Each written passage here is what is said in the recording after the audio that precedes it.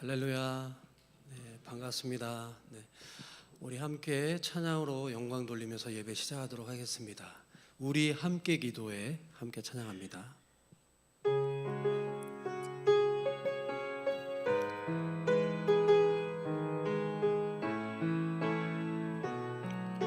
우리 함께 기도에 우리 함께 기도해 주 앞에 나와 무릎 꿇고 긍휼 베푸시는 주 하늘을 향해 두 손 들고 하늘 문이 열리고 은혜에 비추기 이 땅 가득 내리도록 마침내 주 오셔서 의에 비추기 우리 위에 부으시도록 우리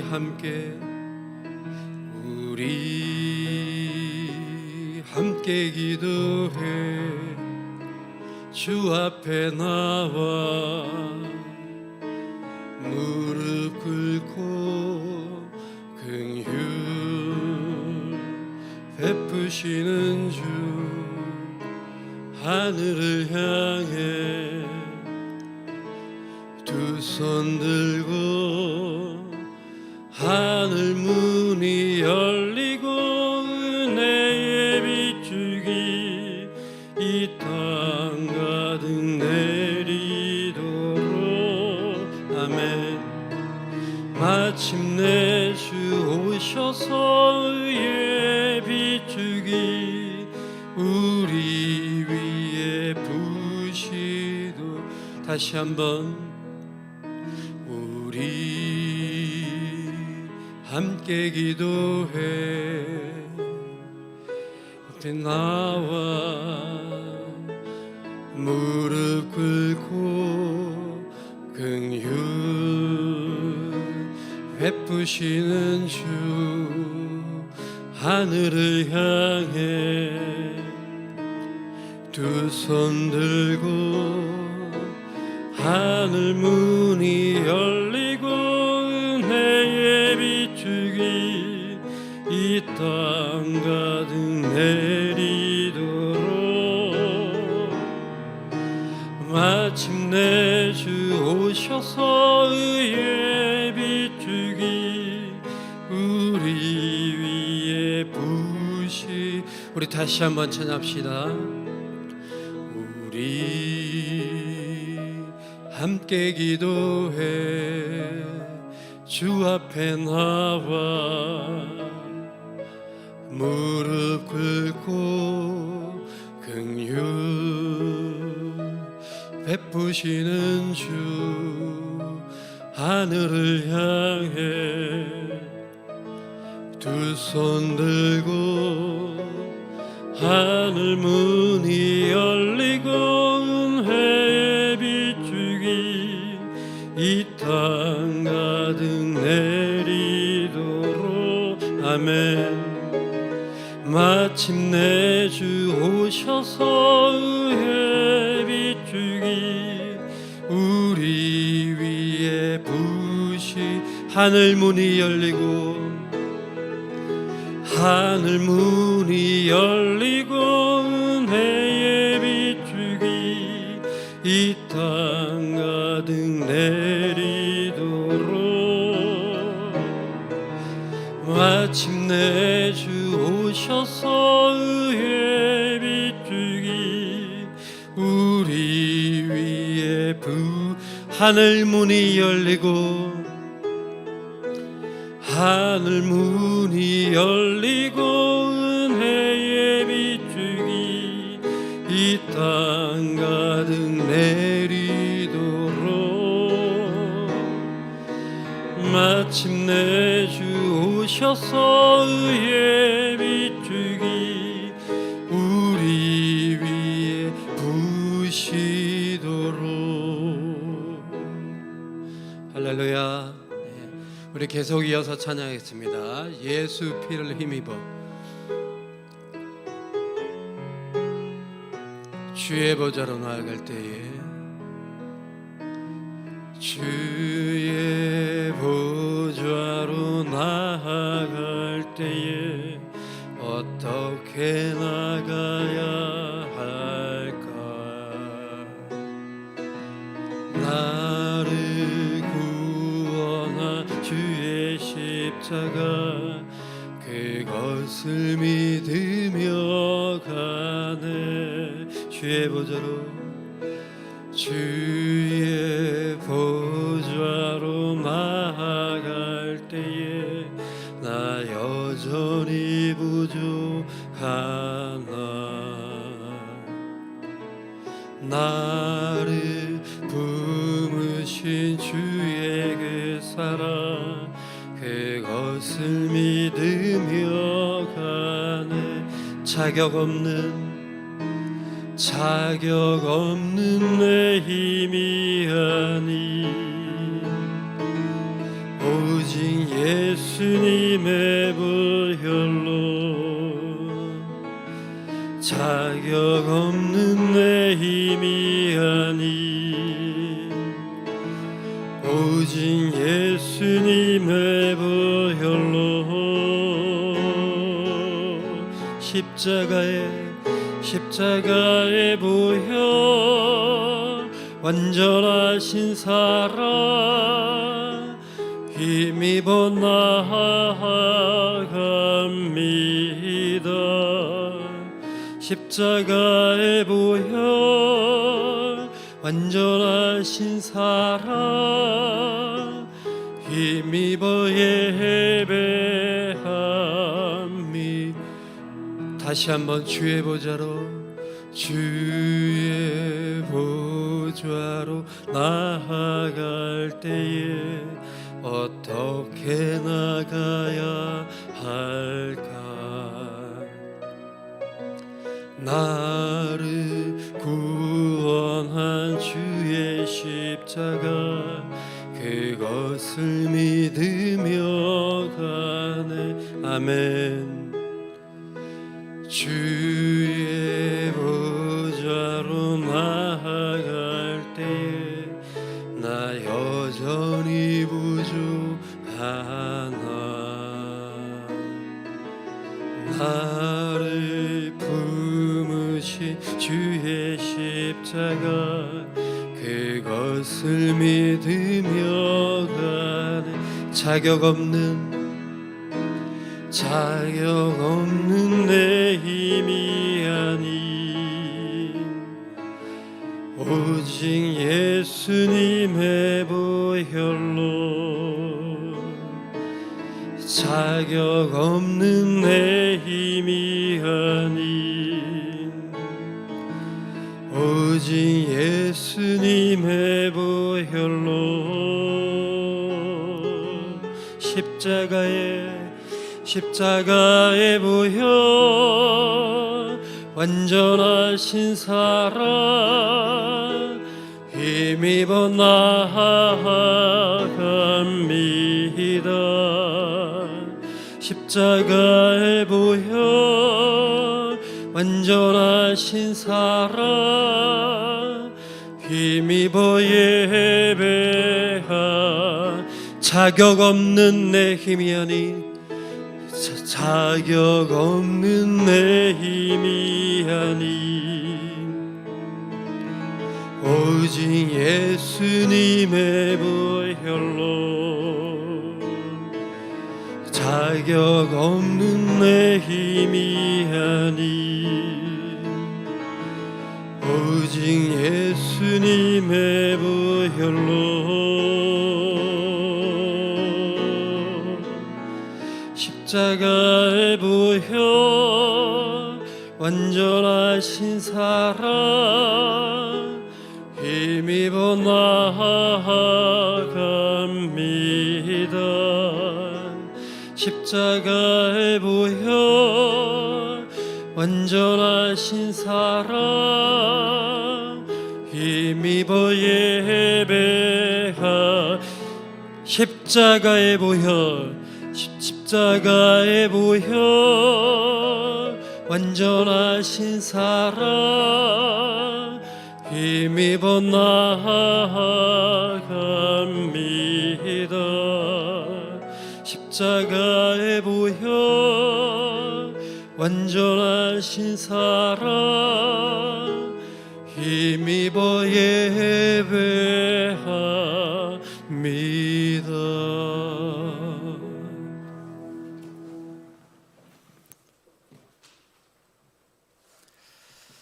묵상기도 하심으로 3월 20일 주일 예배를 하나님께 올려드리겠습니다.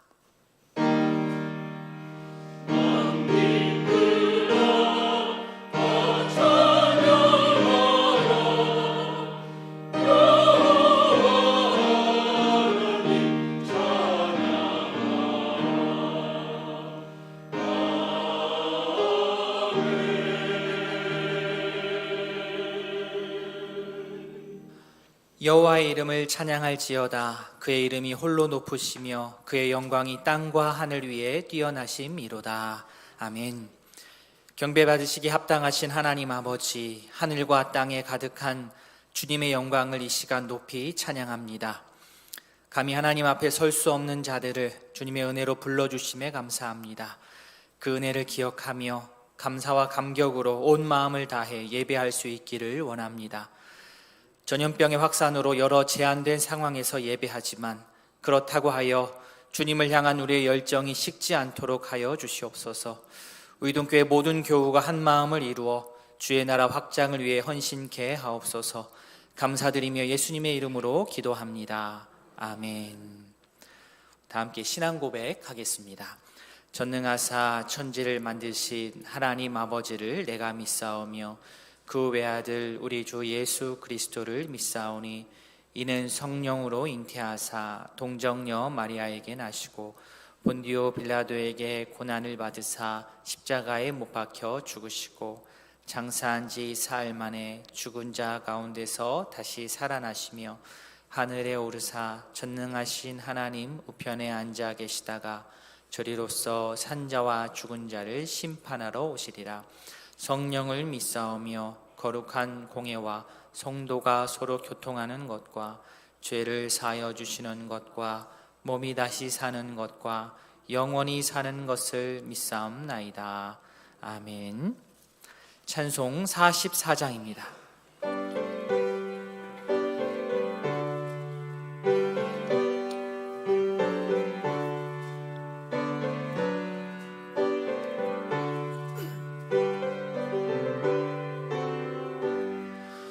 지난 일의 동안에 예수 인도했으니 주의 전에 모여서 감사 찬송합니다. 가장 복된 이날은 하늘 안식표로다. 가장 복된 이날은 하늘 안식표로다.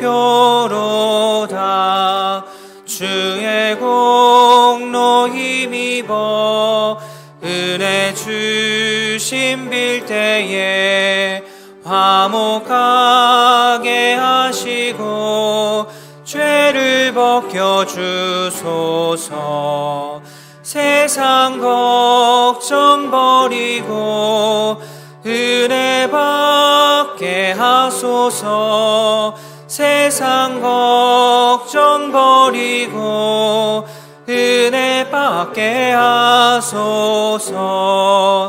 하나님의 이름을 찬송하러 왔으니 모임 중에 계시고 영광 나타내소서. 기쁜 하늘 잔치에 참여하게 하소서. 기쁜 하늘 잔치에 참여하게 하소서. 주의 기쁜 복음을 모두 듣게 하시고 주의 은혜 베풀어 위로하여 주소서. 주님 오실 때까지 이 날 지키리로다. 주님 오실 때까지 이 날 지키리로다.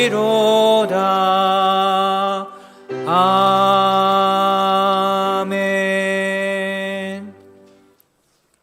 성구교독 교독문 9번입니다. 여호와여, 주의 장막에 머무를 자 누구오며 정직하게 행하며 공의를 실천하며 그의 혀로 남을 허물하지 아니하고 그의 이웃에게 악을 행하지 아니하며 그의 눈은 망령된 자를 멸시하며 그의 마음에 서원한 것은 해로울지라도 변하지 아니하며 뇌물을 받고 무죄한 자를 해하지 아니하는 자이니 영원히 흔들리지 아니하리이다. 아멘. 찬송 264장입니다.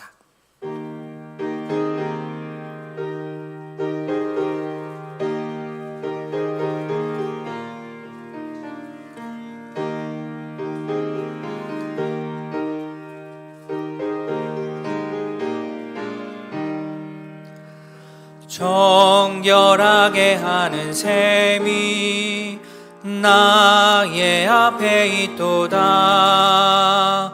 성령께서 권고하심 죄 씻으라 하시네. 찬양하리 찬양하리 죽임당한 어린 양. 주께 영광 돌리어라. 우리 죄를 씻어주셨네. 나의 가는 길이 좁고 내 뜻대로 안 돼도 모든 욕심 다 버리고 주만 따라가겠네. 찬양하리 찬양하리 죽임당한 어린 양. 주께 영광 돌리어라. 우리 죄를 씻어주셨네. 나의 마음 제단 위에 불길같이 타올라 영원토록 찬양하며 주께 영광 돌리네. 찬양하리 찬양하리 죽임당한 어린 양. 주께 영광 돌리어라. 우리 죄를 씻어주셨네. 한량 없는 주의 은혜 나를 영접하셨네. 내가 지은 모든 죄와 허물 용서하셨네. 찬양하리 찬양하리 죽임당한 어린 양. 주께 영광 돌리어라. 우리 죄를 씻어주셨네. 성부 하나님께 영광, 성자 예수께 영광, 성령님께 또한 영광 모두 돌려드리세. 찬양하리 찬양하리 죽임당한 어린 양. 주께 영광 돌리어라. 우리 죄를 죄를 씻어 주셨네. 윤임중 장로님 기도하겠습니다.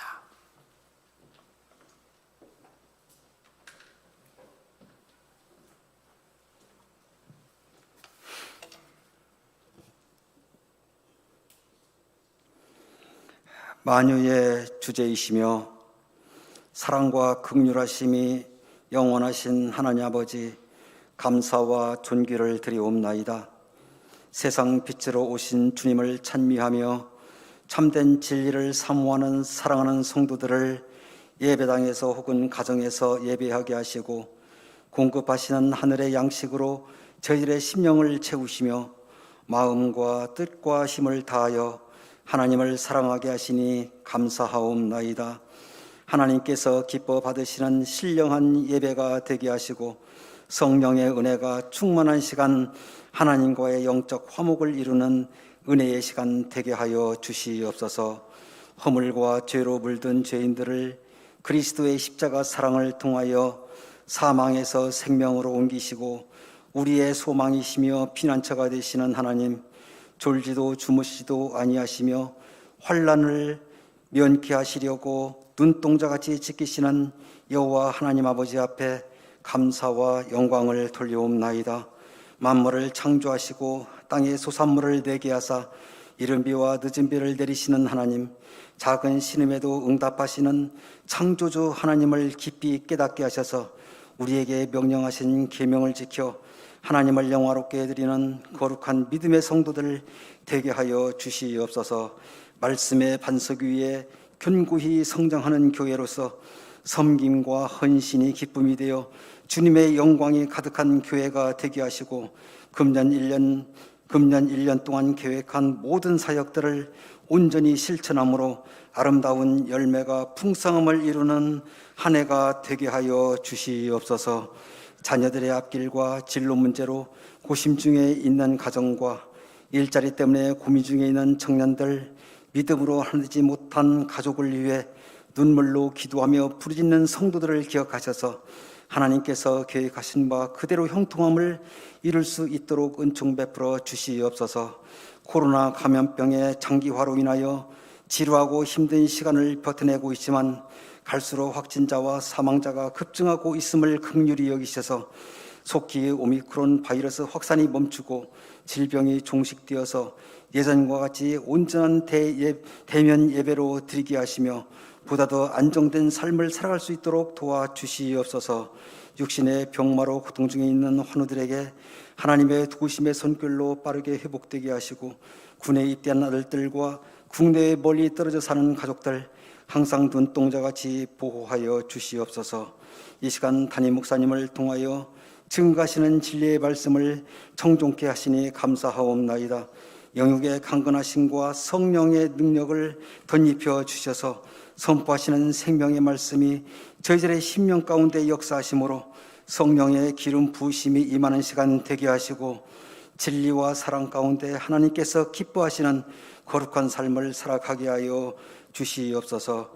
각자에게 부여된 맡은 일에 최선을 다하고 순종하는 봉사자들에게 하나님의 크신 위로와 평강의 샘물처럼 솟아나게 하시며 본 예배를 위해 준비한 찬양대 찬양으로 영광 돌리오니 흠양하시고 은혜와 기쁨이 충만한 시간 되게 하여 주시옵소서. 예수님의 이름으로 기도드리옵나이다. 아멘.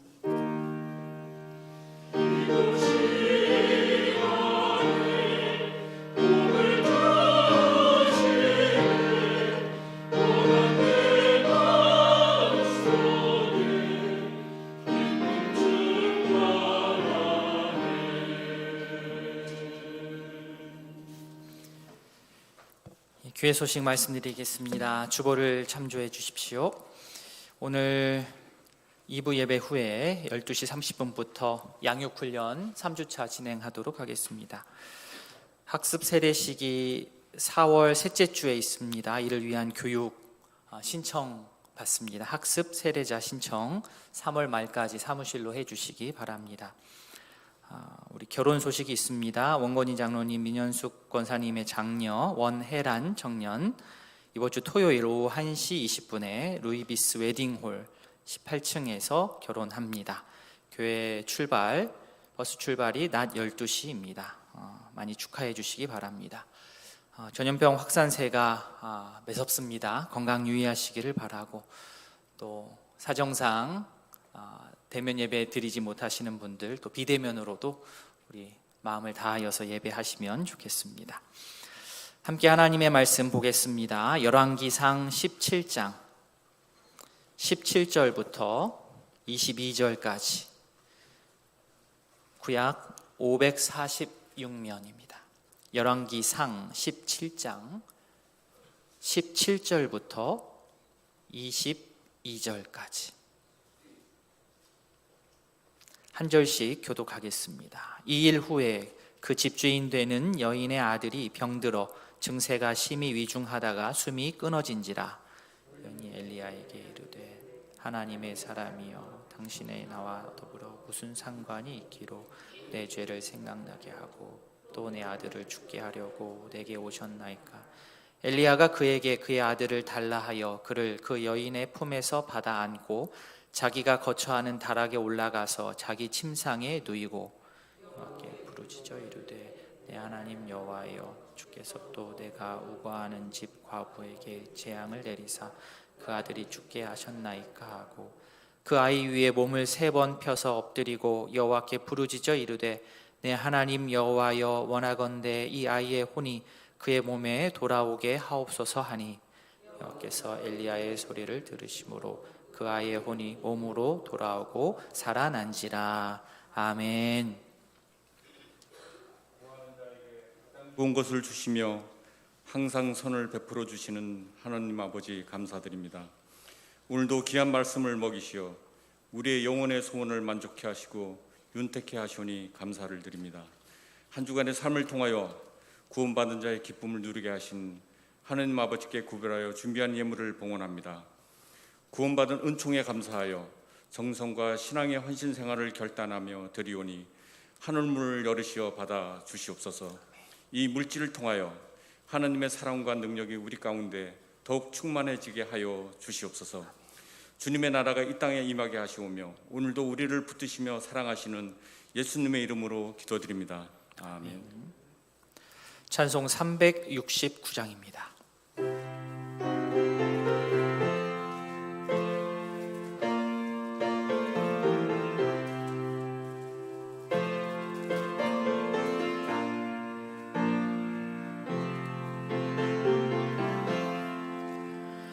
죄짐 맡은 우리 구주 어찌 걱정 근심 무거운 짐 우리 주께 맡기세. 주께 고함 없는 고로 복을 받지 못하네. 사람들이 어찌하여 아랠 줄을 모를까. 시험 걱정 모든 괴로움 없는 사람 누군가. 부질없이 낙심 말고 기도드려 아뢰세. 이런 진실하신 친구 찾아볼 수 있을까. 우리 약함하시오니 어찌 아니하릴까. 근심 걱정 무거운 짐 아니 진자 누군가. 피난처는 우리 예수 주께 기도드리세. 세상 친구 멸시하고 너를 조롱하여도 예수 품에 안기어서 참된 위 뒤로 받겠네. 아멘.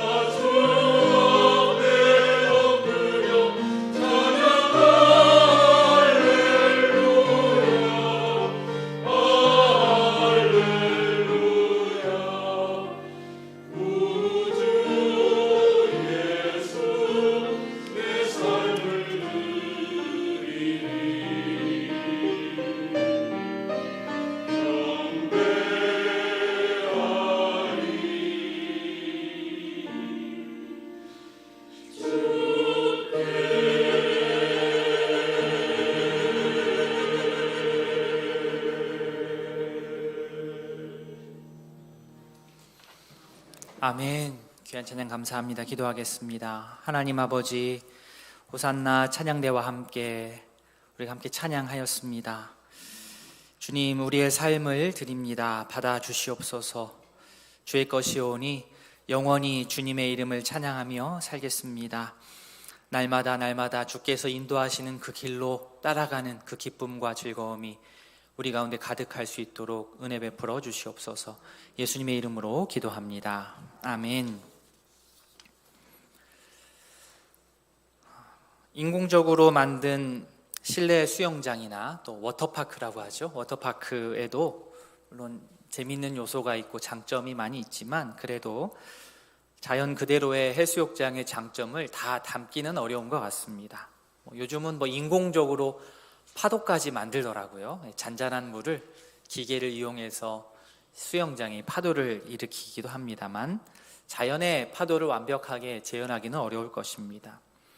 해수욕장에서 물놀이를 하면 이 잔잔한 파도가 밀려올 때 아이들하고 이제 튜브를 타다 보면 참 재미가 있습니다. 부드럽게 잔잔한 파도를 잘 넘어갑니다. 그런데 바람이 점점 거세어지면 파도도 높아지죠. 파도가 세집니다. 점점 세지다 보면 파도가 너무 세지면 그때부터는 재미의 요소가 점점 사라지고 두려움이 찾아오기 시작합니다. 큰 파도를 간신히 이제 넘었는데 그래서 조금 숨을 좀 고르려고 했는데 그 틈을 주지 않고 더 큰 파도가 밀려와서 몸이 뒤집어지고 또 튜브가 뒤집어지고 하는 일을 겪으면 참 많이 난감합니다. 위험하기도 합니다. 오늘 본문의 사르밧 과부의 집이 바로 그러한 상황입니다. 엘리야를 통해서 하나님께서는 그의 가족에게 드리워졌던 그 죽음의 그림자를 걷어주셨습니다. 과부의 가정은 이 식량 문제라는 어려움, 그 큰 파도 하나를 우리 지난주 말씀처럼 잘 넘어갔습니다. 그런데 이번에는 죽음의 그림자 정도가 아니라 그냥 죽음 자체가 밀려와 버렸습니다. 식량 문제가 해결된 그 가정에 더 큰 파도인 죽음의 문제 밀려옵니다. 17절 말씀 보시면 이 일 후에 놀라운 기적의 일이지요. 하나님께서 음식을 공급하시는 그 일 후에 그 집주인 되는 여인의 아들이 병들어 증세가 심히 위중하다가 숨이 끊어진지라. 과부로서 남편이 없이 아들 하나를 바라보고 사는 이 사르밧 여인에게 아들의 죽음은 정말 다른 집보다도 더 강렬한, 더 힘든 그런 아픔이었을 것입니다. 아들이 이렇게 갑작스럽게 죽자 사르밧 여인은 어떤 마음이 들겠습니까? 엘리야를 향하여서 그의 마음을 쏟아놓습니다. 18절 말씀에 하나님의 사람이여, 당신이 나와 더불어 무슨 상관이 있기에 내 죄를 생각나게 하고 또 내 아들을 죽게 하려고 내게 왔습니까? 얼마나 속이 상했으면 이렇게 말을 했겠습니까? 울며 불며 원망 섞인 눈빛으로 이 죽음에 대한 책임을 누구한테 넘기는 겁니까? 엘리야한테 넘기는 겁니다. 그러면서 동시에 아들의 죽음에 대한 그 또한 1차적인 책임을 자기 자신도 엄마로서 느끼고 있습니다. 내 죄를 생각나게 하려고. 그렇지만 또 마지막에 엘리야가 이곳에 자기에게 오지 않았더라면, 자신의 집에 찾아오지 않았더라면 일이 이렇게까지는 진행되지 않았을 것 같습니다. 왜 와서 들쑤십니까? 이렇게 항변을 합니다. 바알이 아닌 여호와 하나님을 믿는 것 좋다 이겁니다. 여호와 하나님을 따르기 위해서 내가 지금 누리고 왔던, 내가 가지고 있던 것들 어느 정도 손해보고 어느 정도 내어줄 수 있다 이겁니다. 그러나 그렇다고 해서 여호와 하나님을 믿는다고 해서 자식 죽는 꼴은 내가 못 보겠습니다. 이게 이 여인의 항변입니다. 아들이 죽은 것을 엘리야의 책임, 더 궁극적으로는 누구의 책임? 하나님의 책임으로 돌리고 있습니다. 참 가족은 그런 것 같습니다. 자녀에게 작건 크건 어떤 일이 닥치면 자동으로 부모는 자기 자신을 돌아보게 됩니다. 혹 내가 잘못해서 그런 것은 아닐까? 내 자녀가 지금 당하고 있는 저 시험과 아픔은 혹시 나를 깨우치기 위한 하나님의 신호가 아닐까? 이런 생각을 합니다. 사르밧 여인도 자동으로 자신 아들의 죽음을 통하여서 자신의 죄가 떠올랐습니다. 그 죄가 무엇인지는 모르지만 그게 너무나 아팠습니다. 자기 때문에 죽은 것 같고 하나님의 사람 엘리야가 굳이 이 정도로 살고 있는 자신에게 찾아와서 그 하나님의 거룩하심의 영향권 아래 내가 너무 가까이 간 나머지 그게 드러난 것 같은 거죠. 자기 아들이 그것 때문에 죽었다고 느끼면서 그 원망을 엘리야에게 쏟아놓습니다. 그러나 이 사르밧 여인에게만 이 위기감이 고조되는 것이 아니고 엘리야에게도 이 위기감이 고조됩니다. 엘리야는 자신에게 닥쳐오는 도전과 시험이 엘리야 편에서도 점점 커지고 있습니다. 지금까지 엘리야는 죽음의 그림자만 상대했었는데 이제는 직접 이 죽음 자체를 상대하고 해결해야 했습니다. 죽음과의 싸움을 시작하는 엘리야가 평범하지 않은 그런 행동을 합니다. 19절 말씀 보시면 엘리야가 그에게 그의 아들을 달라 하여 그를 그 여인의 품에 받아 안고 자기가 거처하는 다락에 올라갑니다. 20절에 기도하지요. 여호와께 부르짖습니다. 여호와여, 주께서 또 내가 우거하는 집 과부에게 재앙을 내리사 그 아들을 왜 죽게 하셨습니까? 자, 먼저 19절에처럼 엘리야는 아들을 들고 다락으로, 자기가 아마 자기가 거처했던 그런 사랑방이었을 것입니다. 자기 방으로 아들을 데리고 올라갑니다. 말이 아들이지 실제로는 죽은 송장이지요. 시체입니다. 슬픔과 원망 가운데 있는 엄마 품으로부터 아들의 시신을 받아서 엄마로부터 그 시신을 분리시켜서 독립적인 공간, 하나님과 독대할 수 있는 그 기도의 공간으로 이동을 합니다.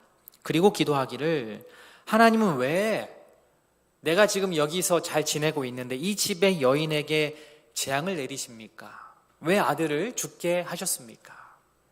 좀 더 강도 높게 이야기하자면 하나님, 지극히 어려운 형편 가운데에서도 하나님의 말씀을 의지하고 결단해서 엘리야 선지자를 대접한 이 가정 아닙니까? 이 여인의 선한 행실에 대해서 왜 하나님은 죽음으로 응답을 하십니까?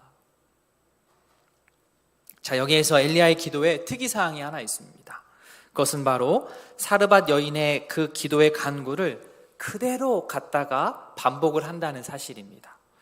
18절 말씀과 20절 말씀을 나란히 놓고 보면 이렇게 대조가 됩니다. 18절 뒷부분입니다. 이건 여인의 간구지요. 하나님의 사람이여, 내 죄를 생각나게 하고 또 내 아들 죽게 하려고 내게 오셨습니까? 이게 여인의 간구입니다. 이와 비교해서 20절 뒷부분 엘리야의 간구입니다. 내 하나님 여호와여, 과부에게 재앙을 내리사 그 아들이 죽게 하셨나이까? 엘리야의 간구입니다. 어떻습니까? 마치 복사해서 붙인 것 같은 그 정도입니다. 마치 엘리야가 사르밧 여인의 그 기도를 대신 전달해 주는 그런 느낌입니다. 중재자로서 그러한 역할을 엘리야가 감당합니다. 엘리야는 지금 하나님과 사르밧 여인 사이에서 부지런히 왔다 갔다 하는 겁니다. 다른 교단에서는 중보라는 단어를 예수님에게만이 아닌 성도 사이에서도 일반적으로 사용하기도 합니다만, 저희 교단에서는 중보라는 말은 오직 예수님께만 한정하여서 사용할 것을 권합니다. 그 이유가 죄인인 인간이 또 다른 죄인을 위하여 중보할 수 없기 때문에 그렇습니다. 그러면 엘리야가 하나님 앞에 나아가서 이 사르밧 여인을 위하여 한 이 기도를 어떤 용어로 표현하면 좋을까? 아마도 중재기도 정도가 될 것 같습니다. 중재기도. 성도가 성도의 기도 제목을 가지고 깊이 기도하는 것을 중재기도라고 할 수 있겠습니다. 또 디모데전서 2장 1절에서는 오늘 설교 제목이기도 한 도고라는 용어로 표현을 합니다. 디모데전서 2장 1절입니다. 그러므로 내가 첫째로 권하노니 모든 사람을 위하여 간구와 기도와 그 다음에 도고와 감사를 하되. 사실 우리가 평소 생활할 때에 자주 사용하는 용어는 아닙니다만 도고라는 말을 한자로 쓰면 이렇게 써집니다. 도 하면 기도하다, 도자입니다. 기도하다. 고, 알리다. 기도하여 알리는 겁니다. 도고라는 이 말 안에 기도의 뜻이 담겨 있기 때문에 도고 기도라고 하지 않고 그냥 도고하면 됩니다. 도고가 중재 기도라는 뜻입니다. 이 중재 기도를 영어로 하면 앞에 보이듯이 intercessory prayer라고 합니다. intercessor 하면 중재자라는 뜻입니다. 엘리야가 마치 하나님과 이 과부 여인 사이에서 중재자가 되어서 중재자로서의 기도, 도고를 합니다. 일반적인 언어로 풀어서 이야기하자면 이웃을 위한 기도입니다. 이웃을 위한 기도. 다 같은 말입니다. 도고, 중재기도, 이웃을 위한 기도. 이미 사실 우리의 기도 중에 이 중재의 기도가 포함이 되어 있습니다. 참 그렇게 많이 기도를 합니다. 이 엘리야의 기도를 통해서 바라기는 중재의 기도, 이 이웃을 위한 기도, 도고를 우리가 기억하고 정리하고 또 깊이 있게 또 기도하며 실천할 수 있기를 바랍니다. 오늘 크게 세 가지를 이야기할 텐데요. 첫 번째, 중재의 기도는 18절 말씀과 20절 말씀을 통해서 본 것처럼 지금 고통당하고 있는 이의 고통을 기도하는 자의 위치에서 그대로 재진술, 리스테이시죠. 재진술을 하는 겁니다. 이것이 첫 단계입니다. 제3자의 위치에서 여러 각도로 그 사람의 상황을 판단하는 그것은 나중에 할 일이고, 첫 번째 중재 기도의 시작은 이웃의 힘들고 어려운 상황에 내가 직접 들어가서 그 기도자의 자리에서 다시 한번 똑같이 반복으로 묘사하고 말하는 겁니다. 그 사람의 입장이 되는 일입니다. 쉬워 보이고 간단해 보일지 모르겠지만 이 일은 그렇게 쉽거나 간단하지가 않습니다. 왜 그렇습니까? 우리에게는 조급한 마음이 있어서 그러기도 하고 여유가 없어서이기도 하고 또 사람은 자기 생각이 강하기 때문에 그 사람의 입장이 되어본다 하지만 매 순간순간 내 생각, 내 판단이 어느새 그것보다 더 앞서서 불쑥불쑥 튀어나오기 때문에 그렇습니다. 중재자가 아닌 어느새 판단하는 판단자의 위치에 내가 성급하게 올라설 때가 많더라는 이야기입니다. 그러나 그렇게 서두르면 그러한 기도는 내 이웃을 위한 기도가 아닌 나의 의로움을 드러내는 기도가 될 가능성이 많습니다. 그렇기 때문에 내가 이웃을 향한 기도, 도고, 중재의 기도를 한다고 한다면 지금 내 편에서 혹 그 이웃의 상황이, 형편이 이해가 되지 않는다 하더라도 이웃을 위한 기도를 실천하기로 했다면 그 이웃의 자리로 내가 싹 들어가서, 최대한 들어가서 이웃이 하는 그 기도를 서두르지 않고 이제는 내 입으로 내가 하나님께 올려드릴 수 있어야 됩니다. 우리 중에도 상대의 심정을 참 잘 헤아려주는 분들이 계시지요. 유독 이런 영역이 잘 발달되어 계신 분들이 있습니다. 유전적으로 잘 하시는 분도 있고 또 이후에 또 교육을 통하여 훈련을 통하여 습득하신 분들도 계실 텐데요. 좀 하나님께서 주신 큰 선물이라고 저는 생각합니다. 이런 분들에게 나의 어려움을 나누고 기도를 부탁하면 참 얼마나 마음이 편안하고 마음에 큰 힘이 되는지 모릅니다. 마치 자신의 일처럼 기도를 해주시기 때문입니다.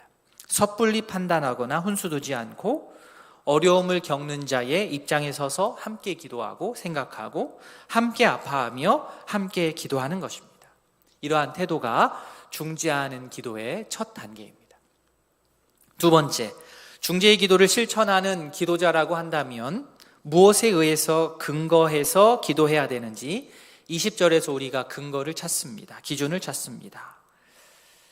20절 말씀 우리 같이 한번 읽어보겠습니다. 여호와께 부르짖어 이르되 내 하나님 여호와여 주께서 또 내가 우거하는 집 과부에게 재앙을 내리사 그 아들이 죽게 하셨나이까 하고. 자, 잘 보시면 사르밧 여인을 엘리야가 지금 무엇이라고 부릅니까? 과부라고 부릅니다. 틀린 말이 아닙니다. 당시 남편이 없는 여인을 부르는 말이 과부였습니다. 그리고 20절에 또 나오는 나는 누구지요? 엘리야입니다. 엘리야, 이 부분을 원어로 보면 나그네로 되어 있습니다. 나그네. 그리고 그 과부의 아들은 물론 엄마하고 실제적으로는 살고는 있지만 당시 상황상 어떤 처지예요? 고아와 같은 처지입니다. 3명 다 나오지요? 과부, 나그네, 고아. 이 셋이 지금 한 자리에 모여 있는 겁니다. 엘리야는 내가 우거하는 집이라는 표현을 통해서 하나님께서 자신의 마음을 가장 많이 두는, 하나님의 눈길이 가장 많이 가 있는 그 사회 계층인 고아와 과부와 나그네가 지금 한 명도 아니고 3명이 한 곳에 모여 있습니다 라고 말을 해요. 과부, 나그네, 고아 이들은 하나님께서 가장 우선적으로 보호하시고 돌보는 그런 사람들입니다. 신명기 10장 18절 말씀입니다. 고아와 과부를 위하여 정의를 행하시며 나그네를 사랑하여 그에게 떡과 옷을 주시나니. 엘리야는 이렇게 하나님의 마음이 가는 곳, 하나님의 성품을 붙들고 하나님의 성품을 근거로 해서 기도합니다. 즉 이웃을 위한 기도란 하나님의 성품과 속성을 정확하게 이해하고 붙들며 그것에 근거하여서 간절하게 매달리는 겁니다. 그냥 주세요 이게 아니라 하나님의 성품과 속성을 알면 알수록 이 기도는 힘이 있어지는 거예요. 하나님께서는 고아와 과부를 위해서 정의를 행하시는 분 아닙니까? 하나님께서는 나그네를 사랑하셔서 그에게 떡과 옷을 공급하는 분 아니십니까? 나의 기도를 들어주십시오. 이렇게 기도하려면 먼저 이렇게 기도하는 기도자가 하나님을 실제로 정말로 이런 분으로 알아야 되고 고백해야 됩니다. 즉 고아와 과부와 나그네를 특별하게 돌보시는 분이라는 사실을 분명하게 알아야 되고 관찰했어야 되고 자신이 직접 체험한 경험이 있어야 되는 겁니다. 그래야 이러한 기도, 하나님의 성품에 기댄 기도를 할 수 있습니다. 누가 그렇다고 하더라. 하나님 누가 그러는데 하나님 그런다고 하던데요. 이런 것을 이제 카더라 신앙이라고 하죠. 카더라. 이 카더라 신앙으로는 이러한 기도를 우리가 제대로 할 수가 없습니다. 먼저는 기도자가 먼저 고아와 과부와 나그네를 돌보시는 하나님을 깊이 있게 체험할 수 있어야 하겠습니다. 도고 이웃을 위한 기도를 우리가 이것에 기대어서 실천할 수 있기를 원합니다. 고아와 과부와 나그네를 그냥 모른 척 넘기시지 못하는 하나님의 그 성품과 속성에 기대어서 우리가 부르짖어야 합니다. 바라기는 우리 모두 하나님의 이러한 사랑과 은혜에 기대어서 간절하게 기도하는 우리 모든 성도님들도 제가 될 수 있기를 원합니다. 아멘.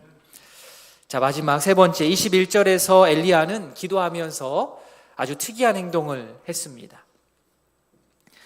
21절 말씀 같이 한번 읽어보겠습니다.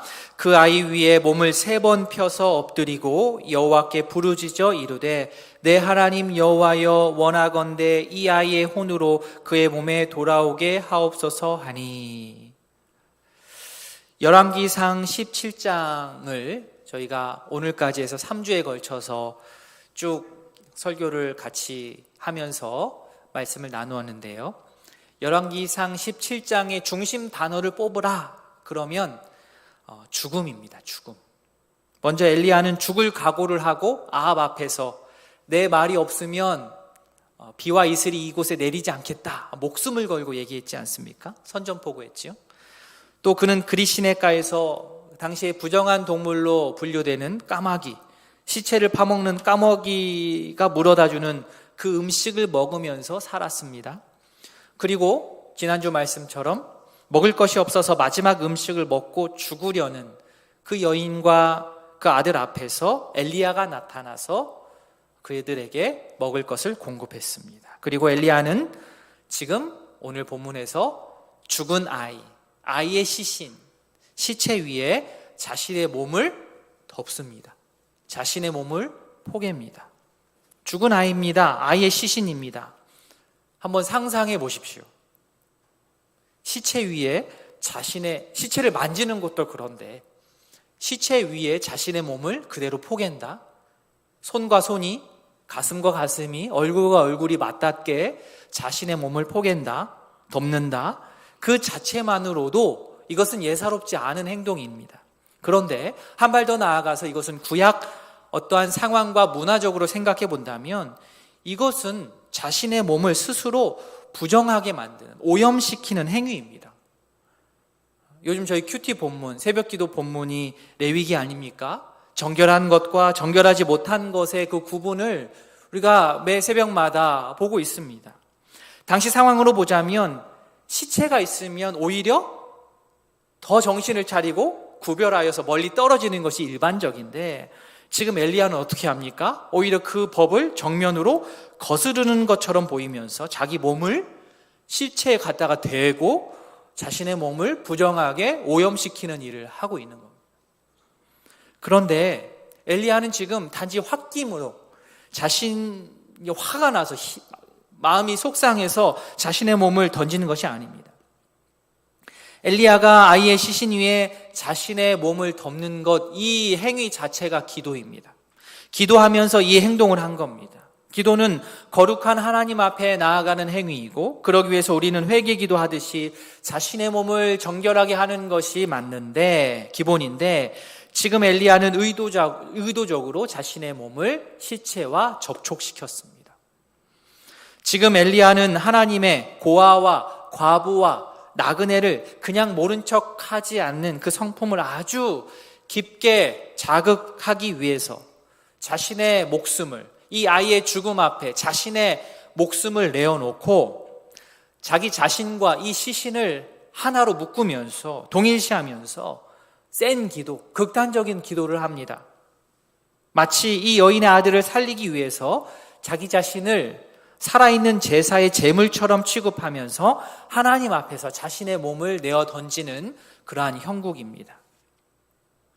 지금 이 시대에 우리가 엘리야의 기도를 따라할 수는 없을 것입니다. 또 시체 위에 엎드릴 수도 없고 엄밀하게 말하면 그럴 필요도 없습니다. 그러나 엘리야가 기도하는 모습을 통해서 이웃을 위해 기도하는 그러한 기도의 자세와 마음가짐은 우리가 교훈을 얻고 또 기억을 할 필요가 있습니다. 즉 기도자는 오늘 엘리야가 시체 위에 자신의 몸을 내어 던진 것과 같은 그러한 헌신이 있어야 합니다. 시체 위에 자신의 몸이 내 던져지는 느낌으로 그녀의 아들이 아니라 내 친아들이 그렇게 되었다는 깊은 공감과 동일시를 통해서 내 기도하는 그 지체, 그 공동체의 힘듦과 아픔 그 가운데로, 정 가운데로 내가 들어가는 겁니다. 그들을 향한 안타까운 마음을 깊이 느끼면서 그들과 함께 있어야 됩니다. 그들과 함께 있는 것을 넘어서 나와 그가 하나라는 신앙적인 동일시가 일어나야 됩니다. 그러면서 자기의 몸을 그 상황으로 던져야 됩니다. 그렇기 때문에 기도의 시간이 조금 넉넉해야 되는 것이죠. 우리는 지금껏 어떻게 기도해 왔습니까? 참 많은 부분 나와 내 가족 정도의 기도에 그쳐 있었던 것 같습니다. 그런데 정말 이 중재의 기도, 도우고 이웃을 향한 이 기도는 엄청난 힘이 있습니다. 우리가 상상하는 것 이상으로 이러한 도고, 중재기도, 이웃을 위한 기도는 대단합니다. 22절 말씀 같이 읽습니다. 시작. 여호와께서 엘리야의 소리를 들으심으로 그 아이의 혼이 몸으로 돌아오고 살아난지라. 아멘. 여기서 여호와께서 엘리야의 소리를 들으셨다라고 했을 때 이 듣다라는 표현은 다른 말씀에서는 순종하다라는 표현으로 표현이 됩니다. 자, 문자적으로 글자 그대로 그러면 풀어서 해석을 하자면 이렇게 됩니다. 여호와께서 엘리야의 기도에 순종했다. 이 말은 엘리야가 오랜 기간 금식을 해서 하나님의 뜻을 막 흔들어서 바꾸었다 이런 뜻이 아니고 하나님의 변하지 않는 그 성품에 기대어서 엘리야 자신의 모든 것을 내어 바치며 기도한 결과로서 하나님께서 그 기도를 들으시고 그 여인의 아들을 살리셨다라는 그러한 뜻입니다. 세상에 한 생명을 살려내는 것보다 더 힘 있는 것이 어디 있겠습니까? 엘리야는 깊이 있는 공감과 동일시 그리고 자신을 내어 던지는 헌신의 기도를 통하여서 한 가정의 한 생명을 구한 것입니다. 바라기는 이런 엘리야의 기도를 기억하고 우리의 기도도 한 발 더 나아갈 수 있기를 바랍니다. 마지막으로 한 가지 말씀드립니다. 엘리야의 기도는 물론 여인의 아들도 살렸지만 또 누구도 살렸느냐? 그 여인도 살렸습니다. 그의 엄마 사르밧 여인의 인생관, 나아가 그녀의 신앙관을 바꾸어 놓았습니다. 18절과 24절의 여인의 대사, 이 놀라운 일이 일어나는 것을 기점으로 해서 그 전과 후를 비교해 보면 좋겠습니다. 18절 말씀 저희가 아까 읽었지요. 당신과 내가 무슨 상관이 있기에 나한테 이렇게 왔습니까? 라고 했던 그녀인데 이 일이 일어나고 나서는 어떻게 바뀌느냐? 24절 말씀입니다. 24절 말씀 같이 읽습니다. 여인이 엘리야에게 이르되 내가 이제야 당신은 하나님의 사람이시요 당신의 입에 있는 여호와의 말씀이 진실한 줄 아노라 하니라. 아멘. 여인은 지금 엘리야를 18절에서 24절에서 똑같이 당신을 하나님의 사람, 엘리야를 하나님의 사람이라고 부르지만 앞에 하나님의 사람과 뒤에 하나님의 사람은 이게 다릅니다. 엘리야의 기도를 통하여 엘리야의 이러한 이웃을 향한 이 기도를 통하여서 한 여인의 인생관과 신앙관이 180도 바뀐 겁니다. 여인의 태도가 그것이지요. 냉랭했습니다. 냉소적이었습니다. 그런데 엘리야의 기도를 통하여서 그의 마음이 바뀌었습니다. 그의 시선이 바뀌었습니다. 하나님의 일하심에 대하여서 의심을 갖고 회의적이었던 그녀가 이제는 그 결과 어떻게 돼요? 하나님께서 살아계십니다 라고 말합니다. 고백합니다. 하나님의 사람이라고 하는 사람 그 엘리야를 약간 의심의 눈초리로 좀 삐딱하게 바라봤던 그녀가 이제는 하나님 안에서 엘리야를 한 가족으로 여기게 됩니다. 교회 생활을 하다 보면 우리 중에도 유독 냉소적인 반응을 보이는 분들이 있습니다. 물론 내 자신이 그럴 수도 있고요. 저 개인적인 생각으로는 믿음 생활에 있어서 가장 큰 적은 게으름이 아니라 전 냉소라고 생각합니다. 왜냐하면 이게 잘 안 없어지거든요. 모르면 배우면 되고 게으르면 몸을 움직여서 훈련하면 되는데 냉소는 이미 자기가 다 알고 있다는 겁니다. 내가 다 겪어봤는데 안 돼. 간단하지가 않습니다. 그런데 오늘 말씀을 근거로 해서 생각할 때에 그러한 신앙의 회의, 신앙의 냉소를 깰 수 있는 것 중에 아주 큰 것 중에 하나가 저는 이 도고라고 생각합니다. 비꼬는 말투로 이렇게 얘기할 수 있죠. 하나님의 역사하셔? 봉사? 기도회? 훈련? 전도회를 참석하는 것? 믿음의 가정? 이렇게 이야기하던 사람이 한두 사람의 주변에 진실한 중재의 기도를 통하여서 그가 바뀝니다. 저도 참 돌아보면 젊은 시절, 어린 시절 교회는 빠지지 않고 다녔지만 신앙의 회의, 냉소가 있었을 때가 분명히 있었습니다. 그러나 그 순간에 나를 향하여서 끝까지 포기하지 않고 기도해 주었던 주변에 기도자들이 있었기 때문에 그러한 냉소를 벗어날 수 있었던 것 같습니다. 눈빛이 달라집니다. 언어가 달라집니다. 인상이 달라집니다. 하나님의 귀한 말씀, 살아계신 하나님, 우리 모두는 주님 안에서 한 형제자매, 이렇게 말과 눈빛이 바뀌게 됩니다. 바라기는 이러한 기도, 이웃을 위한 기도를 통하여서 우리 주변의 사르밧 여인과 같은 이들에게 새로운 인생관, 새로운 신앙관을 선물할 수 있는 우리 모든 성도님들 다 되시길 진심으로 소원합니다. 말씀을 맺겠습니다. 오늘 엘리야가 하나님과 사르밧 여인 사이에서 기도하였던 모습을 우리가 기도하면서, 기억하면서 우리의 각자의 기도, 특히 중재의 기도, 이웃을 위한 기도를 한번 돌아볼 수 있기를 바랍니다. 엘리야가 사르밧 여인의 상황에 깊이 있게 공감하면서 자신의 처지를 그와 동일시하면서 어떻게 기도했지요? 하나님의 성품에 기대어서 자기 몸을 던지면서까지 기도하는 모습을 우리가 기억하고 또 따를 수 있기를 원합니다.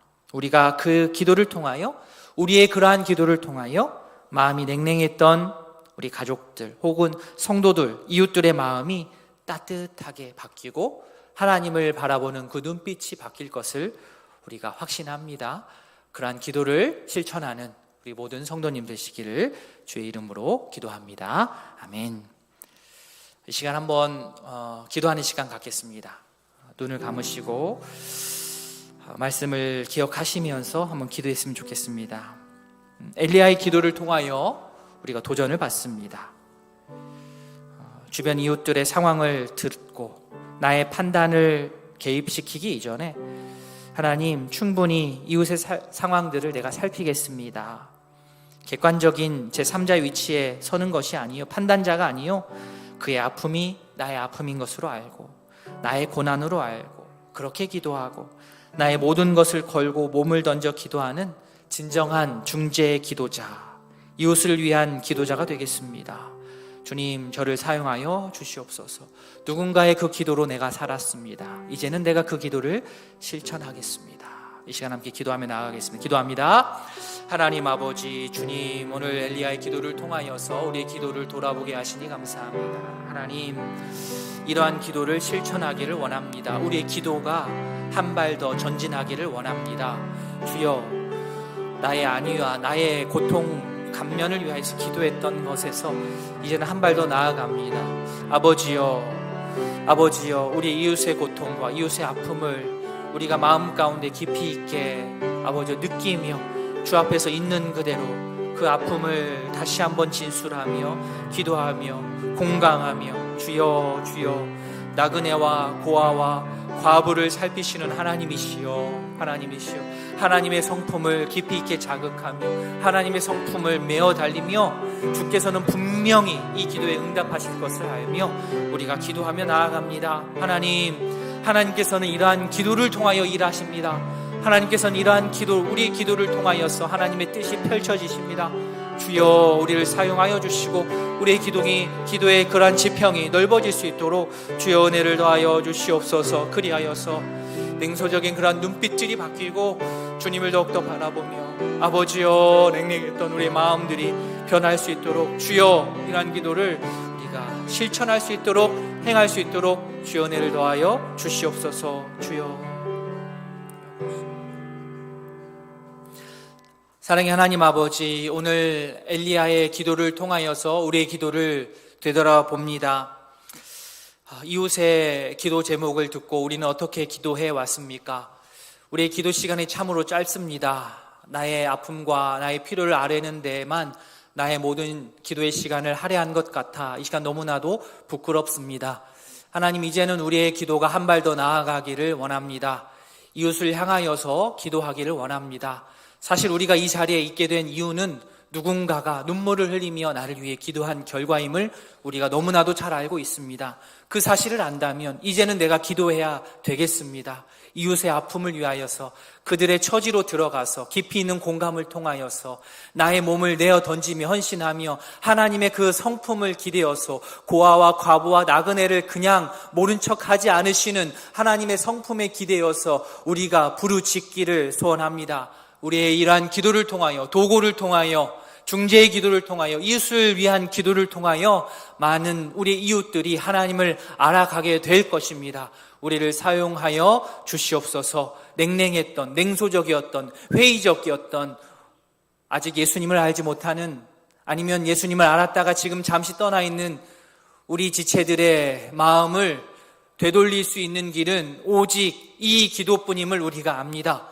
주여 우리를 사용하여 주셔서 그들의 냉랭한 마음을 돌이켜 주시고 우리를 사용하여 주셔서 그들의 하나님을 향한 그 왜곡된 눈이 바뀌어서 우리 모두가 하나님의 자녀이고 한 가족임을 고백할 수 있도록 주여 우리 기도를 사용하여 주시옵소서. 감사드리며 예수님의 이름으로 기도합니다. 아멘.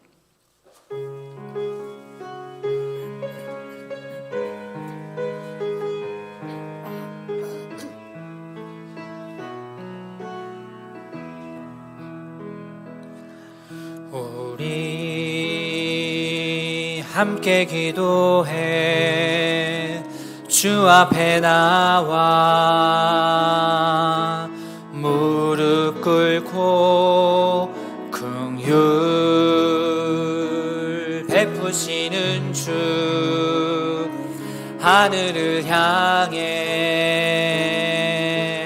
두 손 들고 하늘 문이 열리고 은혜의 비출기 이 땅 가득 내리도록 마침내 주 오셔서 의의 비출기 우리 위에 다시 한번 찬양합니다. 우리 함께 기도해. 우리 함께 기도해 주 앞에 나와 무릎 꿇고 긍휼 베푸시는 주 하늘을 향해 두 손 들고 하늘 문이 열리고 은혜의 비출기 이 땅 가득 내리도록 마침내 주 오셔서 의의 비출기 우리 위에 부시도록.